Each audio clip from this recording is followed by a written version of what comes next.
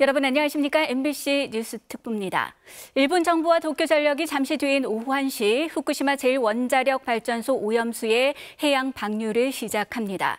동일본 대지진 발생 이후 12년 만에 오염수 해양 방류 절차가 본격적으로 시작이 되는 건데요. 현재 기상 상황도 나쁘지 않아서 오염수 방류 절차는 예정대로 진행될 것으로 보입니다. 윤성철 기자가 보도합니다.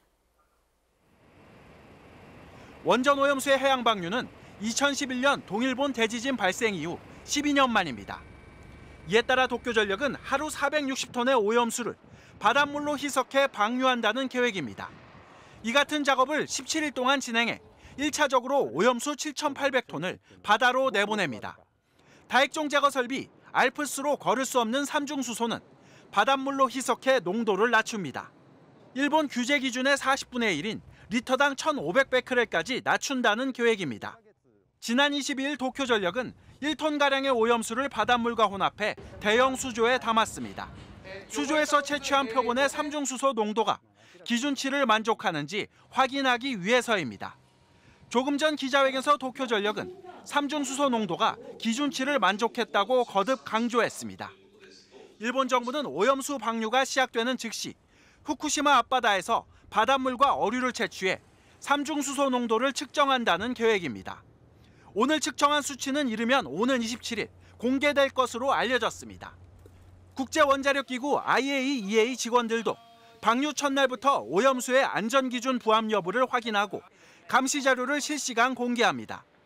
남은 변수는 기상 상황이지만 바다의 물결이 높지 않아 오염수 해양 방류는 예정대로 진행될 가능성이 높은 상태입니다. MBC 뉴스 윤성철입니다. 현재 후쿠시마 원전에는 오염수 134만 톤가량이 K4 탱크 1000여 기에 보관된 상태입니다. 도쿄전력은 앞으로 30년에 나눠서 오염수를 바다에 흘려보내겠다는 계획인데요. 문제는 과연 오염수 방류가 30년 만으로 끝나겠느냐는 겁니다. 일본이 공개한 오염수 처리 과정과 남은 과제 박철현 기자가 정리했습니다. 도쿄전력이 공개한 오염수 처리 과정에서 핵심은 다액종 제거 설비 알프스입니다. 오염수가 알프스를 거치면서 세슘과 스트론튬이 제거되는 겁니다. 다만 삼중수소는 걸러지지 않습니다. 이후 오염수는 1차 저장 탱크로 옮겨지고 일부는 냉각수로, 나머지는 방사성 물질 농도 측정 후 K4 탱크로 이동합니다. 이 과정에서 방사성 물질 농도가 기준치를 넘으면 다시 알프스로 보내 기준을 충족할 때까지 처리한다는 게 도쿄전력의 설명입니다. 방류가 결정된 오염수들은 삼중수소 농도를 낮추기 위해 해수로 희석하고 처리가 끝난 오염수는 안반을 뚫어 만든 내경 약 2.6m 터널을 따라 원전 부지에서 1km 떨어진 지점까지 흘러보낸 뒤 방류합니다. 도쿄전력은 터널 출구 주변 등에서 삼중수소 농도를 관측할 예정이며 지진, 해일 등 자연재해가 일어나거나 설비에 하자가 발생하면 즉시 방류를 중단한다고 설명했습니다. 실제로 과거 시운전 과정에서 알프스에서 8건의 고장이 발생한 바 있습니다. 이런 부분들은 현장에서 중요하게 점검이 되어야겠고요. 고장이나 이런 부분들이 없도록 저희도 계속 관심 있게 지켜봐야 될 항목이 되겠습니다. 다만 실제 방류가 일본 측 설명대로 모든 과정이 순조롭게 진행될지, 생태계 영향은 어느 정도일지 등에 대해선 엄격한 감시가 필요합니다. 또 사고 원전의 폐로 없이는 오염수의 추가 발생을 막기 어려운데도 도쿄전력 측에서 아무 계획을 내놓지 못하고 있다는 점도 문제입니다. 국제원자력기구 IAEA는 방류 첫날부터 안전기준 부합 여부에 대한 현장 감시와 평가 활동을 벌이고 한국에 관련 정보를 주기적으로 제공하겠다고 밝혔습니다. MBC 뉴스 박철현입니다. 그러면 일본 후쿠시마 현장에 나가 있는 취재기자 연결해서 자세한 소식 알아보겠습니다. 장인수 기자, 그곳 상황 어떻습니까? 네, 저는 후쿠시마현 이와키시의 한 부두에 있습니다. 도쿄전력이 1시부터 후쿠시마 오염수 방류를 시작할 예정인데요. 이곳에는 결국 올 것이 오고야 말았다는 체념과 함께 긴장감이 감돌고 있습니다. 도쿄전력은 오늘 오전 보도자료를 통해 1시쯤 해수 이송 펌프를 가동해 오염수 해양 방류를 개시한다고 밝혔습니다. 도쿄전력은 그제 오염수 1톤을 1,200톤의 바닷물을 섞어 희석하는 작업을 벌였는데요. 이 희석된 물을 확인한 결과 삼중수소의 농도가 기준치 이하였고 방류를 위한 기상과 해양 조건에도 아무런 문제가 없다고 설명했습니다. 도쿄전력은 일본 원자력개발연구기구가 확보한 물의 표본에서도 삼중수소 농도가 기준치보다 낮게 나왔다고 덧붙였습니다. 도쿄전력은 하루에 약 460톤의 오염수를 바닷물로 희석해 방류하는 작업을 17일간 진행해 1차적으로 오염수 7,800톤을 바다로 내보낼 계획입니다. 이후 도쿄전력은 오염수 해양 방류와 관련된 각종 데이터를 실시간으로 공개할 방침입니다. 오늘도 방류 직후 바다에 배를 띄워서 물과 어류 등을 채취해 삼중수소 농도를 측정하게 되는데요. 이 측정 자료는 빠르면 27일 공개할 예정입니다. 지금까지 후쿠시마현 이와키시에서 전해드렸습니다. 다음은 중국 베이징 연결해 보겠습니다. 이문현 특파원, 그동안 중국은 강한 어조로 일본의 방류 결정을 비판해 왔죠. 실제로 방류가 시작이 됐는데 중국에서는 어떤 입장이 나오고 있습니까? 네, CCTV 등 중국 주요 언론들은 실시간으로 일본의 오염수 방류 소식을 전하고 있고 이 뉴스가 중국판 네이버인 바이두에서 실시간 뉴스 검색 1위에 오르고 있습니다. 특히 중국 소셜미디어에서는 칭화대가 2년 전 연구한 오염수 방류 시뮬레이션, 240일이면 오염물질이 중국 연안에 도달하고 1200일 만에 북미 해안, 북태평양을 뒤덮는다는 결과가 수백만에 조회되며 다시 빠르게 퍼지고 있습니다. 그만큼 중국인들은 일본의 오염수 방류에 민감하게 반응하고 있는 것으로 보입니다. 중국 정부의 공식 입장은 오후 예정된 외교부 정례 브리핑 때 나올 것으로 보입니다. 그동안 오염수를 핵 오염수라고 부르면서 방류 결정을 강하게 비판해온 중국 외교부는 그제와 어제 일본을 향해 필요한 모든 조치를 취하겠다며 엄포를 놨습니다.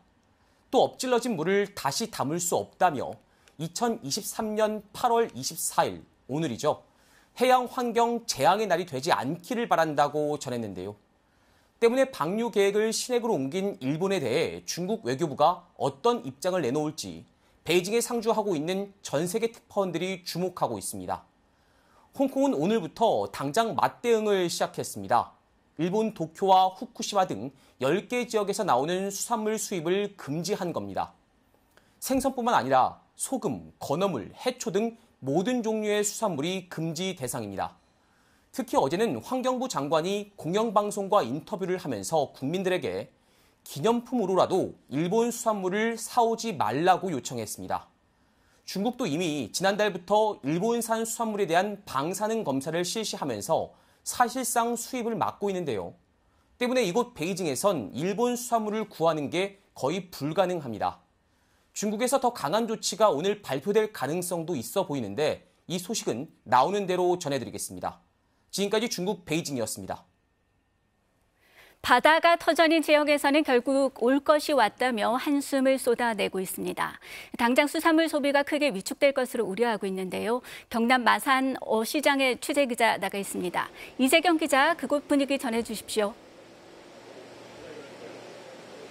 네, 저는 800여 개 점포가 밀집한 마산 어시장에 나와 있습니다. 제가 서 있는 곳은 횟집들이 모여있는 골목인데요. 보통 손님들로 북적이던 곳인데 낮 시간대라 비교적 한산한 모습입니다.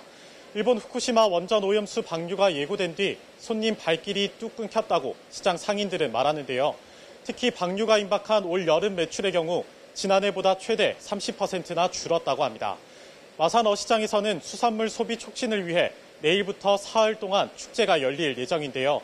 하지만 축제를 앞두고 일본 오염수 방류가 시작되면서 수산물 소비 활성화를 기대했던 상인들의 걱정은 커졌습니다. 문제는 원전 오염수가 장기간 바다에 뿌려질 것이라는 점인데요. 수산물에 대한 불안감이 확산하면서 생계의 위협을 받게 될 것이라고 상인들은 걱정합니다. 역시 바다를 터전으로 살고 있는 어민들도 걱정이 이만저만이 아닌데요. 당장 조업을 중단해야 하는 것 아니냐는 우려의 목소리도 나오고 있습니다. 잠시 전에는 남해 지역 어민들이 남해 군청에서 원전 오염수 해양 방류를 반대하는 기자회견을 열기도 했습니다. 부산에서는 지역 시민사회단체 68곳으로 구성된 부산운동본부가 오염수 방류가 발표된 22일부터 부산 일본 총영사관 앞에서 1인 항의 시위를 벌이고 있습니다. 이들 단체는 오늘 저녁 7시에는 같은 장소에서 핵오염수 방류 강행을 규탄하는 시국 집회를 엽니다. 제주도에서도 야권 6개 정당이 오늘 오전 일본 총영사관 앞에서 오염수 방류를 규탄하는 집회를 열었습니다. 지금까지 마사너 시장에서 MBC 뉴스 이재경입니다. 네, 방금 일본이 후쿠시마 제1원자력발전소 오염수 방류를 시작했다는 소식이 들어와 있습니다. 2011년 동일본 대지진으로 후쿠시마 원전 사고가 발생한 지 12년 만인데요. 대지진 발생에서 오염수 방류까지의 과정을 윤성철 기자가 전해드립니다. 2011년 3월 11일 일본 미야기현 동쪽 130km 지점 해저에서 규모 9.0 강진이 발생했습니다. 이어 거대한 지진에 쓰나미가 방파제를 넘어 후쿠시마를 집어삼켰고 무려 18,000명이 목숨을 잃었습니다. 하루 뒤부터 후쿠시마 원전에서 잇따라 발생한 연쇄 폭발은 21세기 최악의 원전 사고의 시작을 알리는 신호탄이었습니다. 쓰나미가 몰고 온 바닷물이 원전 발전기를 덮치면서 전원 공급이 끊겼고 냉각수 주입까지 중단돼 도심 온도가 치솟은 결과입니다. 避難所等に避難をしておられる皆さん、家の様子を見てくる等のこと、これから特に夜間になりますので、くれぐれも避けていただきまして、避難所等安全な場所にしっかりといていただきますよう。 원전 폭발의 여파로 방사성 물질인 세슘과 스트론튬, 요오드, 삼중수소 등이 포함된 방사능 오염수가 하루 140톤씩 발생했습니다. 방사선 수치가 너무 높아 접근이 불가능한 상황에서 빗물과 지하수가 지속적으로 유입되면서 오염수 양은 계속 불어났습니다.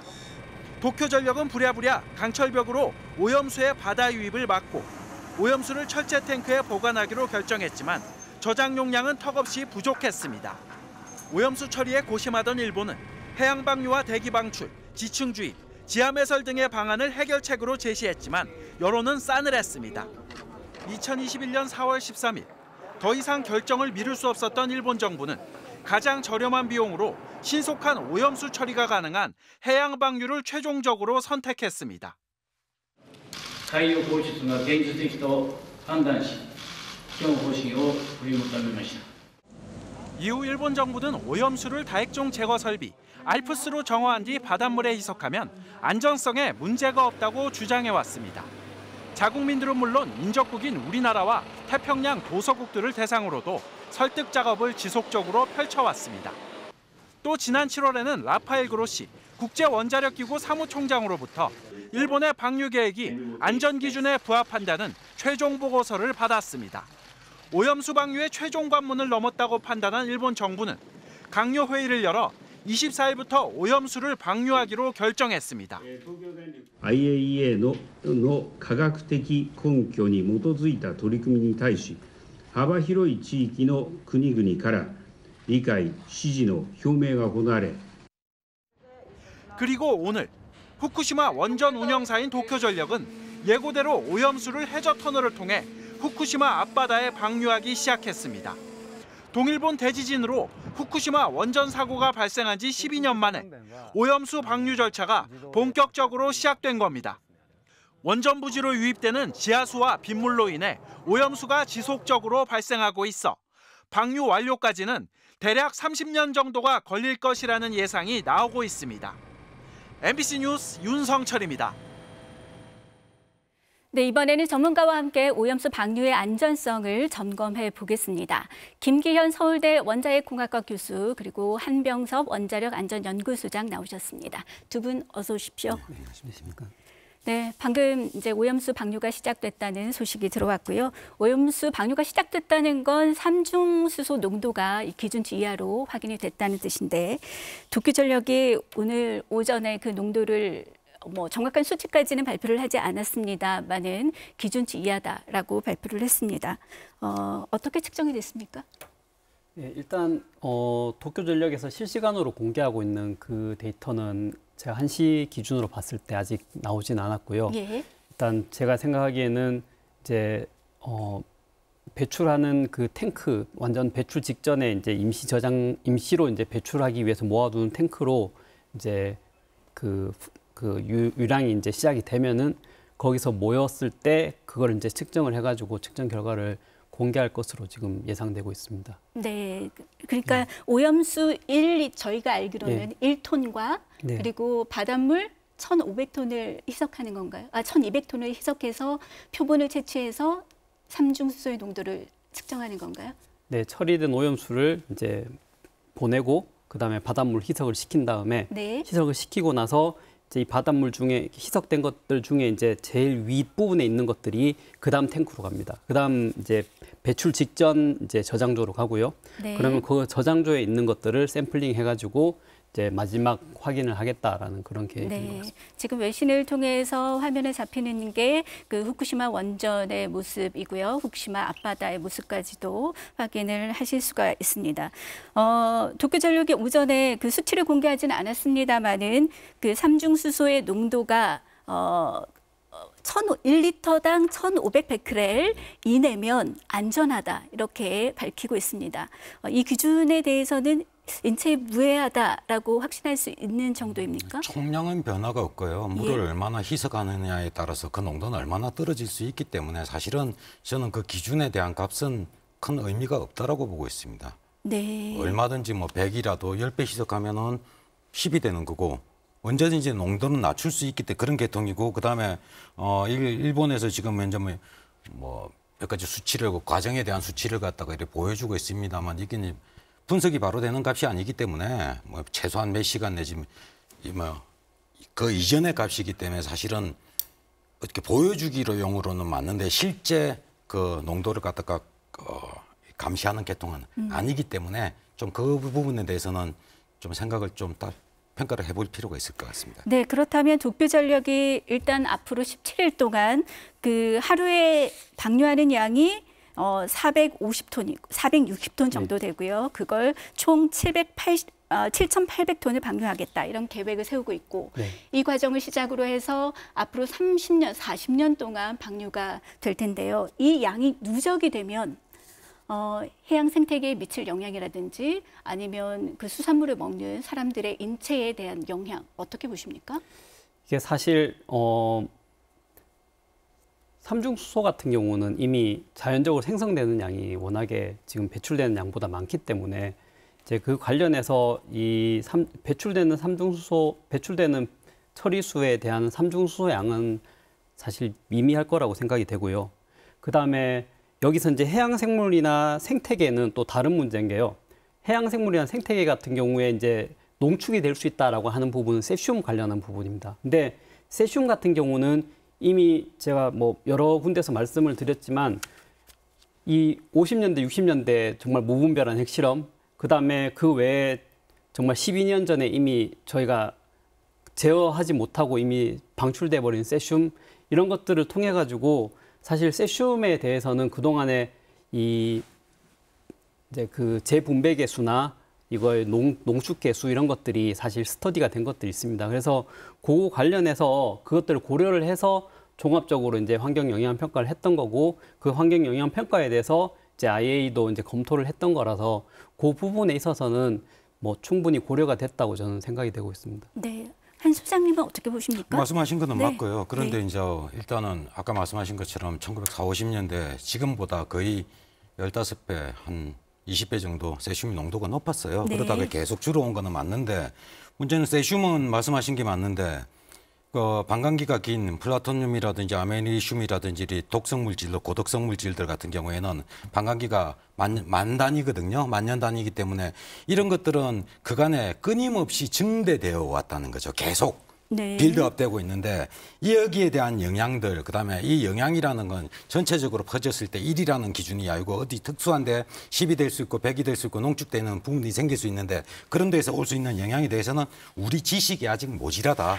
제대로 연구가 돼 있지 않다라는 게 사실 좀 저는 이제 그 부분에 대해서 좀 불안감을 느끼고 있습니다. 앞으로 연구가 더 되어야 되고 연구되지 않은 부분에 대해서는 우려를 여전히 가질 수밖에 없다. 그렇죠. 확정하기에는 좀 불안한 구석이 많이 있다라는 거죠. 네. 그리고 오염수 농도는 그렇다 치고 이 방류를 시작했더라고 하더라도 방출 설비 이상이 생기거나 모니터링 결과에 문제가 발생할 뭐 그런 가능성도 배제하기는 어려운데 어떻게 보십니까? 네, 제가 아까 말씀드렸다시피 이게 방출하기 전에 이미 희석하는 탱크가 있고 희석하는 탱크에서 이제 윗부분을 넘치게 해서 방출 직전 탱크로 이제 옮기는데요. 그 과정에서 어쨌든 이제 그 처리수가 그동안에 중간에 임시 수조에 담고 또 그 윗물을 담고 하는 그런 중간 과정들이 있기 때문에 자칫 여기서 이제 배출되는 배출 설비 뭐 밸브나 이런 데 문제가 있다 하더라도 결국은 여기서 끊을 수 있는 밸브들이 많이 있어요. 그래서 그 중간에 자동적으로 제어가 되니까? 문제가 생기는 단계에서 이제 바로 제어를 해버리면은 그 제어단 이전 단계에서는 큰 문제가 이제 없을 걸로 생각이 됩니다. 네. 그 부분은 저도 이제 공감하고 있고요. 그다음에 일본도 어쨌든 선진국인데 우리나라 정도에서도 충분히 할 수 있는 그런 기능들은 다 구현은 돼 있을 것입니다. 네. 하지만은 지금 현재 알프스 검증 과정이나 지금 시연하는 과정에서 보여주고 있는 일본이 보여주고 있는 이 처리된 오염수가 선택적인 오염수라는 거죠. 그러니까 전체 후쿠시마 130만 톤에 있는 그 오염수 전체가 어떤 형태로 오염된 것들이 있고 얼마만큼 돼 있는지 이런 것들에 대한 정보는 지금 전혀 알려져 있지 않고 일본은 가지고 있겠죠. 선택적으로 골라서 했다는 이야기는 거기서 일부 뽑은 것만 가지고 이렇게 시연한 것만 가지고는 지금 뒤에 숨겨진 것들이 어떤 것들이 있을지에 대한 그 불안감, 의혹 때문에 좀 안심은 하기는 힘들다는 게 저희 입장입니다. 샘플만으로는 좀 불안하다. 네. 네, 그렇지만 뭐 장비에 이상이 발생하거나 하면 우리 정부 측에서도 즉시 방류 중단을 요청하겠다라고 밝힌 바가 있고 일본 측에서도 중단을 하겠다라고 얘기를 하고 있으니까요. 관련해서는 사실 이게 저희가 뭐 생활 하수를 처리하는 과정에서도 처리되지 않은 하수가 있고 그다음에 처리 후에 이제 내보내는 하천으로 내보내는 하수들이 있잖아요. 네. 당연히 처리되지 않은 하수들은 이제 내보내면 안 되는 농도의 이제 오염물들이 있는 건 사실이고요.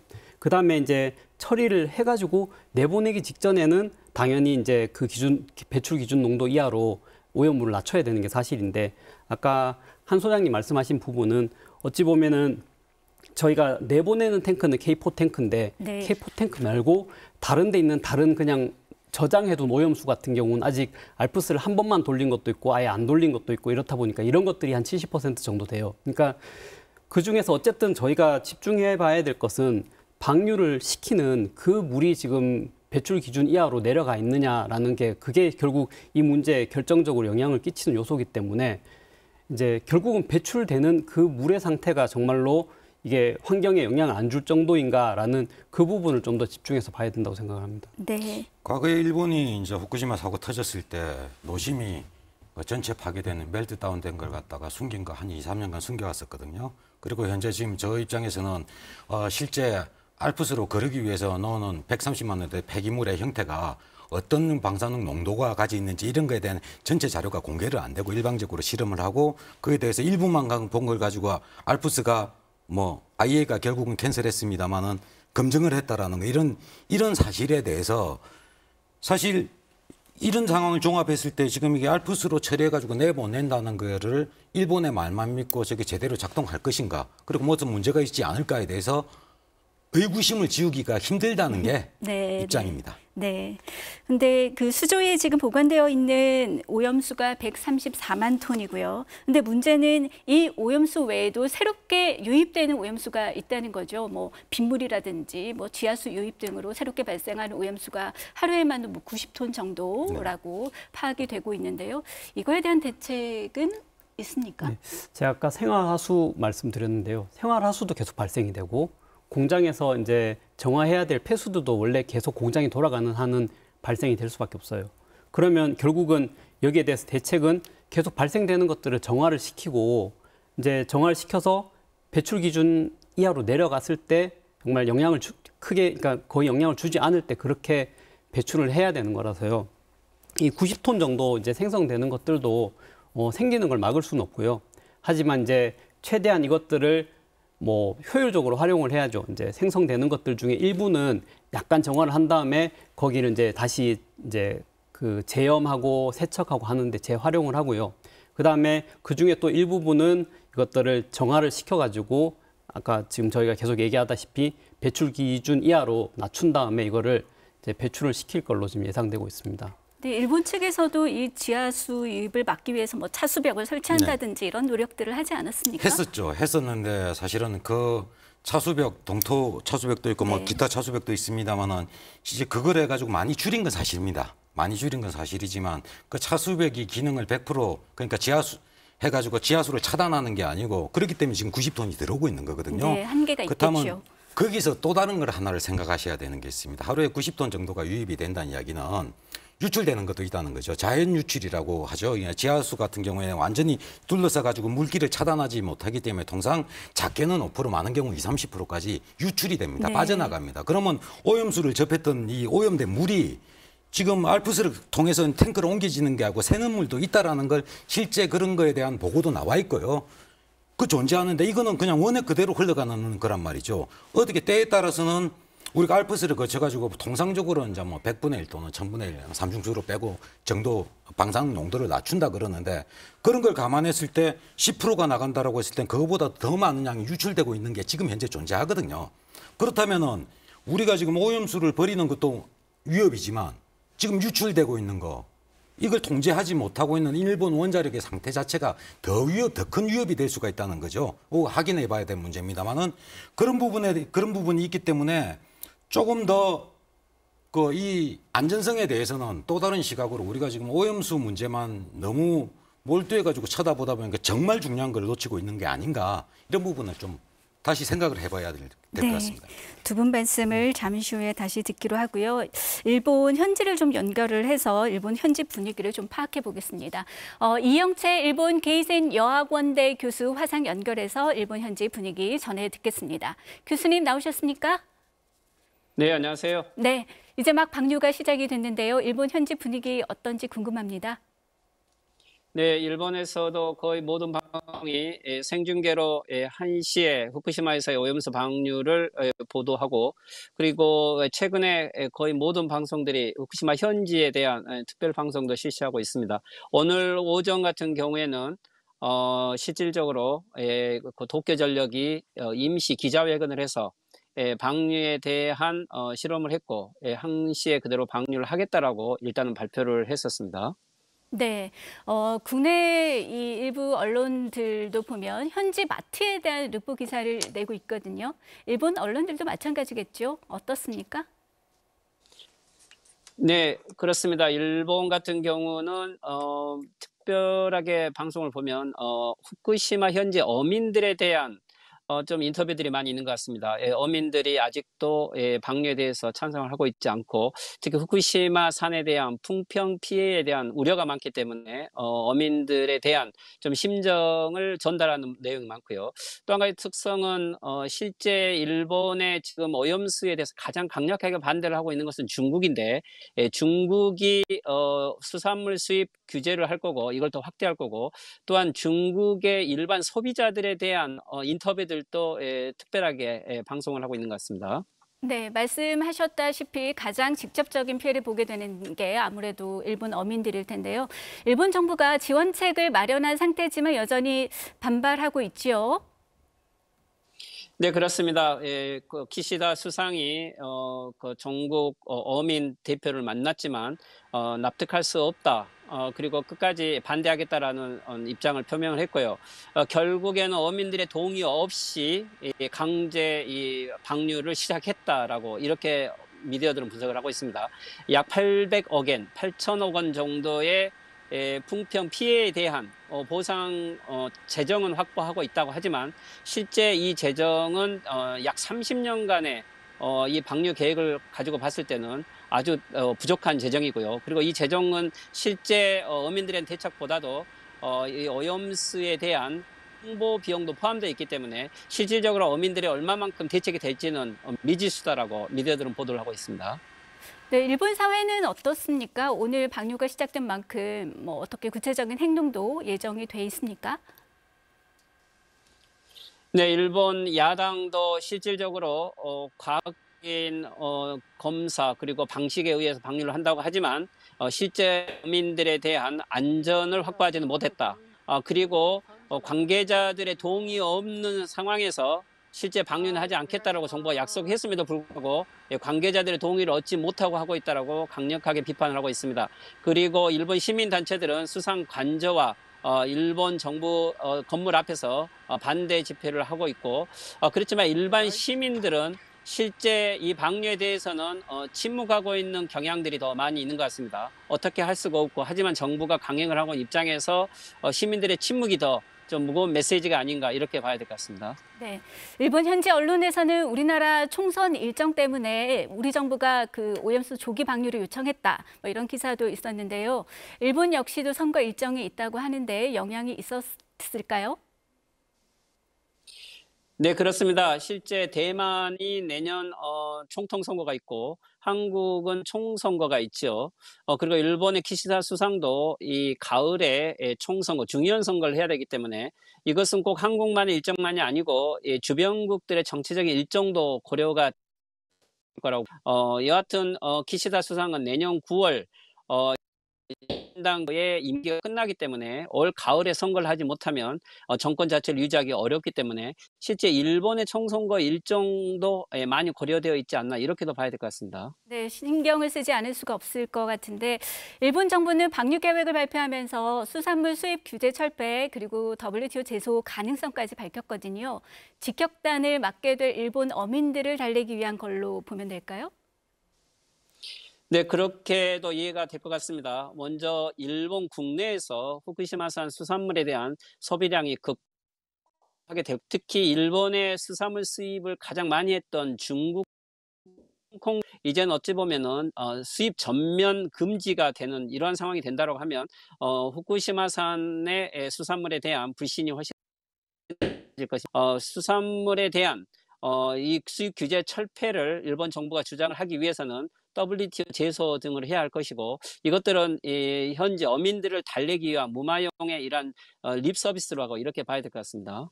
그렇다면 우리 정부는 일단 오염수 방류와 관계없이 일본 식품 수입 규제는 유지를 하기로 했는데요. 사실 우리 정부가 방류 계획이 과학적 기술적으로 문제가 없다고 한 IAEA 발표를 신뢰한다고 한 만큼 이 수산물 수입 규제를 계속하는 게 법적 다툼에서 불리한 게 아닐까 이런 생각도 들거든요. 네, 실제 그렇게 봐야 될 것 같습니다. 일본에서는 한국에서 후쿠시마 시찰단이죠. 실제는 견학단이라고 봐야 될 건데 이것을 받아들이면서도 합의의 보고서까지 인정하고 있는 상황은 한국이 수산물 수입 규제를 한 근거를 스스로 무너뜨리고 있는 이렇게 해석을 해야 될 것 같습니다. 오히려 지금 현재 일본의 방류에 대한 동의는 WTO 제소를 갔을 때 한국 정부의 발목을 잡는 것이 되기 때문에 한국 어민들의 이익을 보호하기 위해서도 객관적이고 그리고 투명성을 확보할 수 있는 그러한 강력한 조치를 일본에 요구해야 될 것으로 보입니다. 네, 일본 정부가 한미일 정상회의가 끝난 뒤에 방류 시점을 발표를 했습니다. 이걸 두고 일각에서는 우리 정부가 우리나라 혹은 윤 대통령을 배려한 것이다 이런 분석도 하던데 어떻게 보십니까? 네, 한미일 캠프 데이비드 정상회담은 일본 정부에게 실제 오염수 방류에 면죄부를 준 이런 회담이라고 봐야 될 것 같고요. 물론 보도에서는 한국 정부의 요청을 배려했다라고 이렇게 보이지만 실제 일본 정부가 한국 정부를 배려할 만큼 그런 입지가 넓지는 않는 상황입니다. 오히려 한국 정부가 방류를 요청했다고 한다든지 그리고 한국 정부 배려했다는 이러한 보도는 실제 키시다 수상 같은 경우도 이 방류의 시점을 정해서 주체적으로 방류한다는 것은 자기가 책임을 뒤집어 쓰기 때문에 오히려 한국의 관련 보도들은 이 방류는 한국의 요청이다라는 식으로 오히려 공식적으로 리크를 하면서 책임을 전가하기 위한 이런 보도 제스처로 봐야 될 것 같습니다. 네, 한일 관계에 대해서도 좀 여쭤보겠습니다. 윤석열 정부가 출범한 뒤에 벌써 기시다 총리를 7번이나 만났거든요. 그 어느 때보다 한일 관계 개선에 대한 기대감이 커지는 상황인 것으로 보이는데 윤 대통령에 대한 일본의 평가 어떻습니까? 네, 일본 정부와 미디어는 초기에 이 윤석열 정부가 실제 정치가 출신이 아니기 때문에 좀 불안하다는 보고도 있었지만 하지만 강제징용 배상을 한국 정부가 제3자 배상안으로 하고 그리고 실질적으로 오염수 문제 등에 대해서도 문제 제기를 하지 않았기 때문에 기대 이상으로 일본의 이해관계를 대변해주는 정권으로 많이 긍정적으로 보호하고 있습니다. 어떻게 보면 어떤 미디어들은 키시다 정권에게는 지지율이 하락할 때마다 한일 회담을 통해서 지지율을 획복했고 오염수 계획과 관련돼서는 천재 일류의 기회를 만들어준 정권이다 이렇게 보도를 하는 것도 있습니다. 실질적으로 이 한국과 특히 윤석열 정권과 키시다는 서로 가치관을 공유하고 있는 이러한 공동의 정권이다라고 이렇게도 분석을 하는 미디어도 있습니다.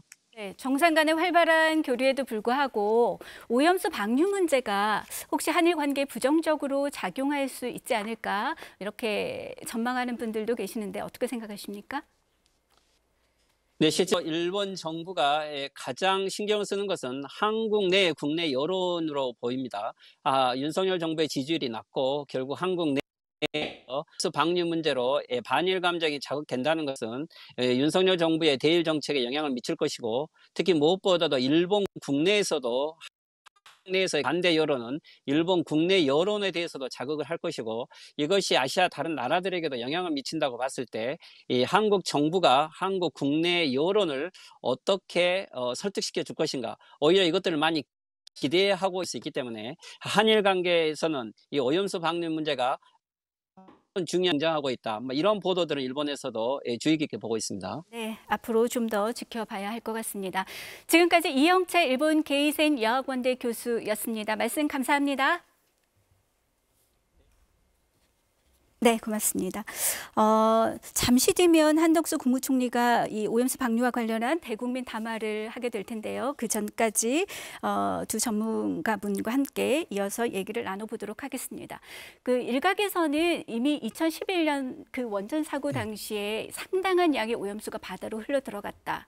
이걸 상기시키면서 지금 12년이 흐른 지금까지도 문제가 없다. 네. 라는 얘기를 하는데 이게 오염수 방류가 안전하다는 근거가 될 수 있을까요?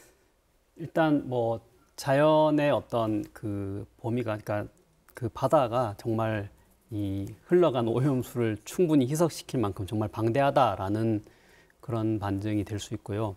사실 아까 한 소장님 말씀한 부분 관련해서도 실제로 정말 그게 새 나갔다고 지금 배출하는 오염수보다 훨씬 더 높은 농도가 새 나갔다 쳐도 지금 이제까지 계속 흘러나갔었으면은 근데 우리나라는 지금 킨스 해수부 이제 원자력 연구원 등에서 계속 우리나라 주변 바다 해역에 대한 해수를 이제 채취하고 모니터링하고 하고 있는데 네, 알겠습니다. 지금 10년 동안 아무 변화가 없으니까 네, 이제 교수님. 그런 게 좀 반증이 아닌가 생각이 듭니다. 알겠습니다. 후쿠시마 오염수 방류와 관련 기대지 않고 독자적인 해양 모니터링 시스템도 갖추어 나가려 합니다. 우리는 이미 일본 인근 공해상 8개 정점을 모니터링 중이고 태평양 도서국 인근 해역 10개 정점에 대한 모니터링 시스템도 내년까지 완성할 계획입니다. 이와 함께 일본산 수산물에 대한 수입 규제 조치도 견고하게 유지하겠습니다. 일본산 식품 수입 규제가 완화 또는 해제되어 식탁의 안전에 영향이 있지 않을까 하는 걱정하시는 국민들이 계신데 단연코 그런 일은 없을 것입니다. 현재 우리 정부는 후쿠시마 포함 8개 현의 모든 수산물과 15개 현 27개 품목의 농산물 수입을 금지하고 있으며 그 외 지역의 모든 식품은 수입될 때마다 매 건 철저히 방사능 검사를 실시하고 있습니다. 이러한 수입 규제 조치는 2011년 후쿠시마 원전 사고 이후 인근 해역에 아무런 통제 없이 유출된 고농도 방사성 물질로부터 우리 국민을 보호하기 위해 취한 조치입니다. 이번에 일본이 과학적 처리와 검증을 거쳐 방류하는 오염수와는 별개의 사안입니다. 우리 국민들께서 안심하실 때까지 현재의 수입 규제 조치를 유지할 계획이며 더 이상의 염려는 불필요하다는 것을 분명히 밝힙니다. 국민 여러분, 이제 중요한 것은 일본이 국제사회에 약속한 대로 철저하게 과학적 기준을 지키고 투명하게 정보를 제공하느냐 하는 것입니다. 우리 정부는 오늘 일본 정부에 대해 앞으로 30여 년간 계속될 방류 과정에서도 투명하고 책임감 있게 정보를 공개하기를 기대하고 또 촉구합니다. 국민 여러분, 과학적 기준과 국제적 절차에 따라 처리되고 방류된다면 지금 상황에서 국민 여러분께서 과도하게 걱정하실 필요는 없다는 것이 전 세계 과학 전문가들의 공통된 의견입니다.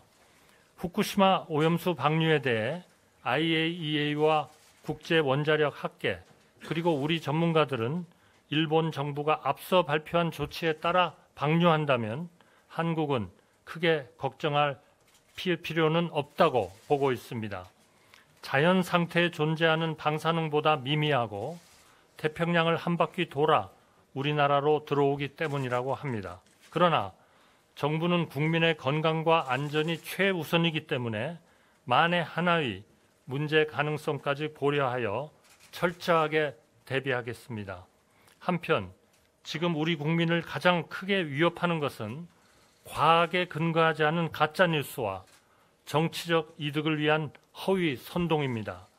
후쿠시마 오염수 때문에 우리 바다가 오염될 거라는 근거 없는 선동으로 우리 수산업이 위협받고 있습니다. 이런 선동과 가짜뉴스는 어업인들의 생계를 위협할 뿐만 아니라 국가의 신뢰와 올바른 국민 건강권을 해치는 행위입니다. 잘못된 정보로 국민들을 혼란케 하는 일은 결탄코 없어야 합니다. 국민 여러분, 정부는 국제사회와 일본 정부로부터 투명한 정보를 확보하고 우리 바다와 일본 근해와 태평양을 철저하게 모니터링하고 그와 동시에 우리 수산업을 지키기 위한 다양한 지원책을 펼쳐나가겠습니다. 정부는 네, 한덕수 국무총리의 대국민 담화를 듣고 오셨습니다. 두 분 어떻게 들으셨습니까? 한 소장님. 네. 계속 듣던 이야기라서 별 감동은 없습니다. 네, 일본산 수산물 수입을 규제를 유지하겠다. 정보 제공이 앞으로 중요하다. 이런 말씀하신 것 같습니다. 네, 네, 저도 저희가 이제 계속 하던 얘기라서 이제 비슷한 얘기고요.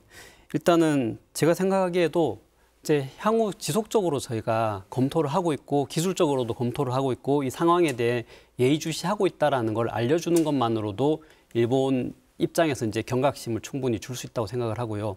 꼭 저희만 보고 있는 것도 아니고 사실은 이제 IAEA를 비롯해서 이제 전 세계가 이걸 지켜보고 있는 상황이기 때문에 사실 그 긴장의 끈을 계속 놓지 않고 지켜봐주고 경각심을 일깨워주고 하는 게 최소한 이제 저희가 지금 배출되는 상황에서 이제 악화가 되지 않고 어쨌든 환경 영향을 최대한 주지 않는 채로 이제 이 문제들을 해결할 수 있는 방안이 아닌가 생각을 하고 있습니다. 그리고 사실 결국은 이제 배출이 시작이 되면은 데이터들이 계속 나올 것이니까요.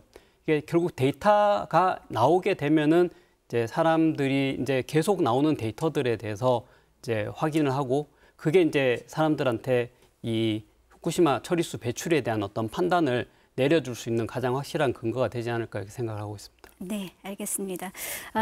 전에 하던 질문을 계속해서 이어가 보겠습니다. 한 소장님 답변을 못 들어서요. 그 2011년에 오염수 사고가 원전 사고가 터졌을 때, 네, 오염수가 바다로 상당량이 유입이 됐다. 근데 지금까지 문제가 없다. 네. 그 부분은 이제 지금 국무총리실에서 국조실에서 여러 번 브리핑할 때 최근에 7월 7일자인가 종합으로 한번 랩업한 적이 있었는데 그때 무슨 이야기 있었냐면 그때 하신 말씀이 이제 앞으로 방류수가 방류되더라도 한 4, 5년 되면 일부가 돌아오고 한 경궁국주는 한 10년 되면은 우리나라에 영향을 주는데 그 양이 너무 작기 때문에 큰 걱정 없다라고 이렇게 브리핑을 하셨는데 저도 그 말에는 동의합니다. 작게 나갔으면. 그러면 우리가 한번 놓치고 있는 거 생각해 보셔야죠. 그 내보내겠다는 양보다는 양보다 작게는 10,000배 이상 2011년도에 나갔었는데 사고 났을 때 나갔는데 과연 우리한테 그 사이 10년이 지났는데 어떤 영향이 있었는지 확인을 해봤느냐. 그러면 통상 이런 경우에는 해류에서 세슘 134라는 걸 가지고 방사능 측정을 해서 이제 통상 자연계는 거의 없으니까 이 양이 많으면 일본의 후쿠시마에 영향을 것이다 이렇게 추론을 하거든요. 제가 보기에는 14년, 15년도에 세슘 137이 좀 많이 뛰었고 그러면 그때도 세슘 134가 꽤 많이 검출이 되었을 텐데 검출이 안 됐습니다. 왜냐하면 양이 낮으면 그보다 더 많은 거의 한 10배 가까운 물을 더 가져와가지고 농축해서 분석하라 했는데 그걸 안 했더라고요. 제가 확인해 본 결과는 안 했습니다. 들어온 걸 갖다 유입 들어온 어떤 영향이 왔는지 확인도 지금 제대로 안 한 것 같은데 지금 와서 뭐 측정 지점을 노리고 한다는 것 자체가 어떤 의미가 있는 게 아니라는 거죠. 그러니까 제대로 과연 우리가 그런 행위를 했느냐. 그런 걸 갖다가 정확하게 국민들한테 알려줬으면 저도 원자력관 입장에서 그렇게 했는데 큰 영향은 없었다. 그러니까 앞으로 이렇게 더 작은 양을 내보면 더 안전할 것이라고 했으면 국민들이 좀 더 설득이 됐을 텐데 일방적으로 전후 맥락은 빼고 자 소량 나가니까 안전하다라는 이야기를 했기 때문에 더 의구심을 많이 불어오지 않았나. 저는 그 좀 안타깝게 생각합니다. 네, 신뢰할 수 없다라는 입장이신 것 같고요. 오늘 오전부터 오후 1시부터 방류가 시작이 됐는데 이 오염수 처리 과정을 저희가 그림을 좀 보면서 좀 설명을 듣고 싶습니다. 그림이 준비가 됐으면 화면으로 지금 나오고 있는데요. 네. 교수님, 오염수 처리 과정이 어떻게 진행이 되는지 설명 좀 해주시겠습니까? 일단은 이게 그림이 약간 잘못돼 있는데요.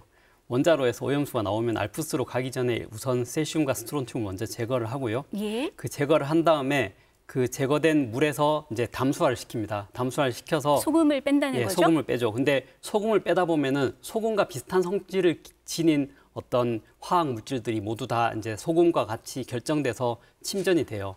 그러면은 그 담수화 시킨 물 중에 일부는 이제 원자로를 다시 세척하고 냉각하는 데 사용이 되고요. 네. 그다음에 일부는 이제 오염수로 저장이 되는 거죠. 그래서 그 오염수가 저장이 되고 나면은 알프스로 이제 보내서 처리를 시키고 이제 처리시킨 뒤에 저장을 하는 건데요. 그 중에서 이제 여기 K4탱크 그룹이 나와 있는데 K4탱크 그룹은 이제 이걸 배출을 하기 위해서 모아두는 임시 저장 탱크입니다. 그 그룹들이 30개 있는데요. 이제 그 K4탱크 그룹에서 이제 보내가지고 일단은 이거는 배출을 하기 위해서 모아둔 거기 때문에 이거를 확인 측정 설비로 보내서 이제 K4탱크 그룹에 있는 이 처리수들의 그 방사능 농도들을 측정을 하죠. 측정을 해서 만약에 좀 이게 너무 높다 싶으면 이건 정화가 덜 된 거니까 다시 알프스로 보내가지고 이걸 재정화를 하는 거고요.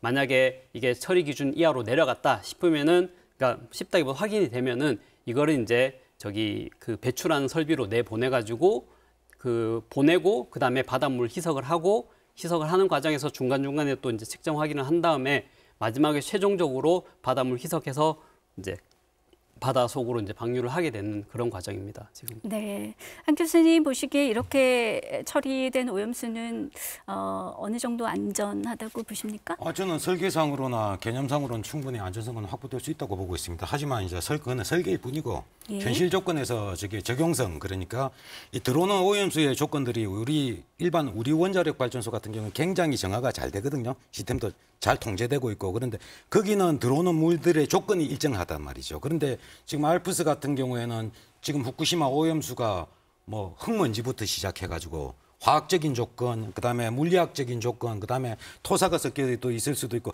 여러 가지 조건들이 다양한 거로 지금 알려져 있는데 그 조건들을 제대로 지금 다 받아들여서 작동할 수 있느냐에 대해서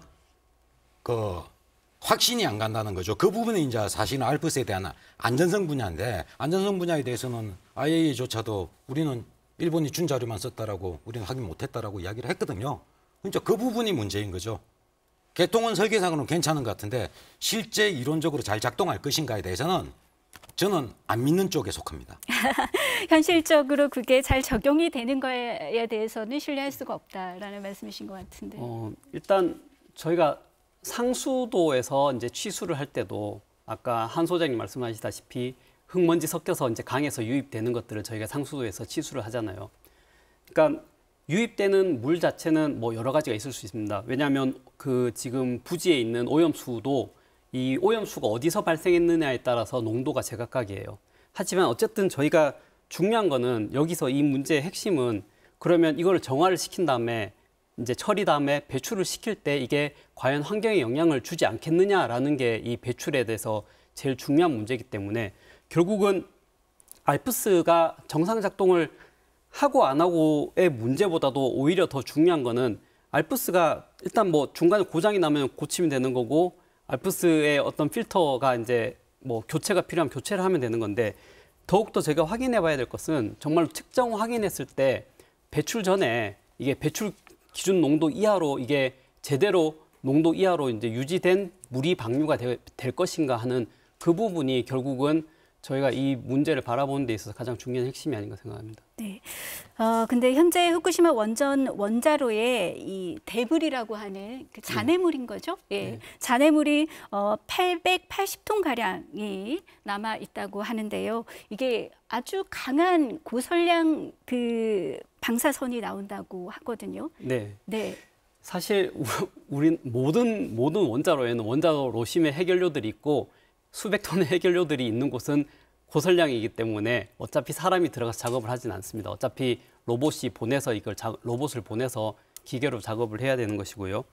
근데 이게 뭐 이미 이 데브리가 있고 해결료가 있는 상태까지를 가정을 해서 그러니까 이 처리술, 그러니까 처리하는 설비들을 설계를 한 것이기 때문에 게다가 이 데브리로부터 실제로 이 바다로 방출될 때까지 그 단계가 되게 너무 많기 때문에 사실 데브리가 배출되는 처리수에 바로 영향을 준다라는 것들은 좀 연결관계를 단정짓기 어렵고요. 네, 한 소장님은 어떻게 생각하십니까? 말씀하신 건 맞습니다. 처리수에는 네.